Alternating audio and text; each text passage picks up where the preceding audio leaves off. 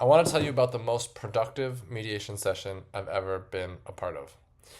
One of the spouses came in absolutely furious, livid, red in the face, flush, arms crossed, short answers, not interested in sort of any of the experience. And about 45 minutes in, we hit something, a moment where the other person said something true for them and the angry one just stopped, like relaxed, and then said something true back.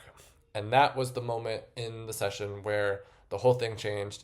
And so the upshot here is that anger in the room, anger before the room, is not the same thing as mediation being over. And it's not even a contraindication, in my mind, as a mediator who's done almost 200 divorces in the last 2 years, okay?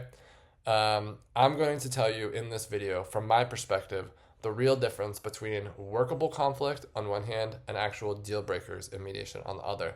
Because most people, from my experience, dramatically overestimate how calm you need to be, how amicable you need to be to make mediation work, which is they disqualify too many mediations. They disqualify themselves because they say, oh, the other person's too angry. Oh, the other person's not open to it. Oh, we're never going to see eye to eye. Okay? Here's the thing that I see and that I think about anger as an example. It is information. It's not necessarily an obstacle to mediation. It is important data, and it is data. So when someone is furious in a mediation session, the way I look at it is that fury is pointing at something, right? Could be fear of financial insecurity. Could be grief about the marriage ending. It could be the feeling that just built of not being seen for years in the marriage. Almost always we find that anger is protecting something, protecting for something underneath it that feels possibly too vulnerable to come out and say aloud. Okay, so my job isn't therapist, not therapy, not therapist. My job isn't to make the anger go away. My job isn't to dig into the story behind it and provide us, any of that. My job is to be curious about what that anger is protecting.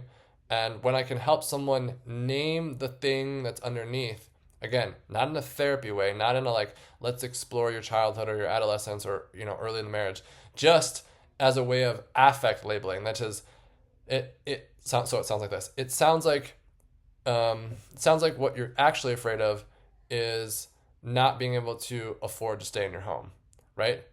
That's what you're afraid of. It sounds like what you're dealing with right now. It sounds like you're afraid that you're not going to be able to afford this.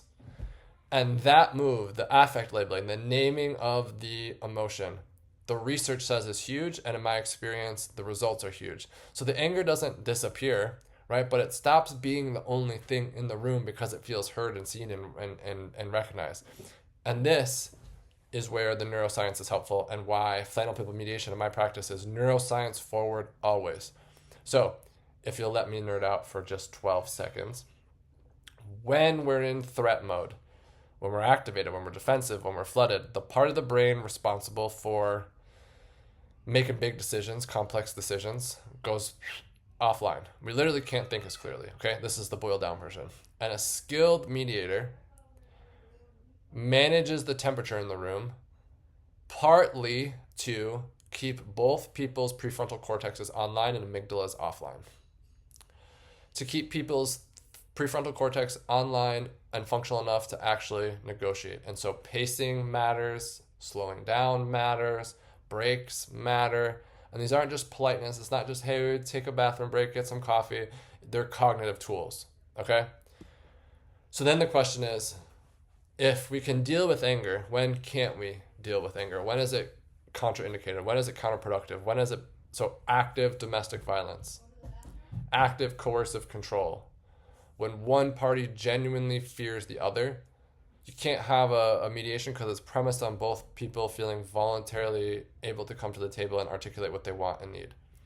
So the fear itself makes the agreement coerced and not consensual.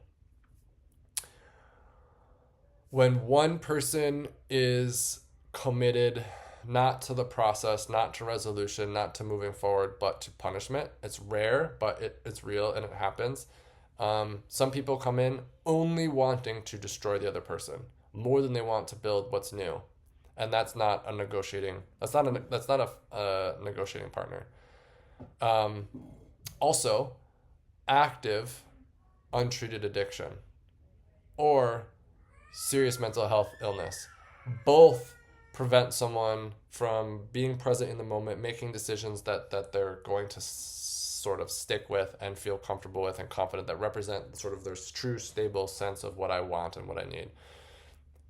Almost everything else, the fury that I see, and this is most of the time, it's sort of run-of-the-mill fury, hostility, heavy sighs, the clipped short answers, person who doesn't make any eye contact, that's manageable.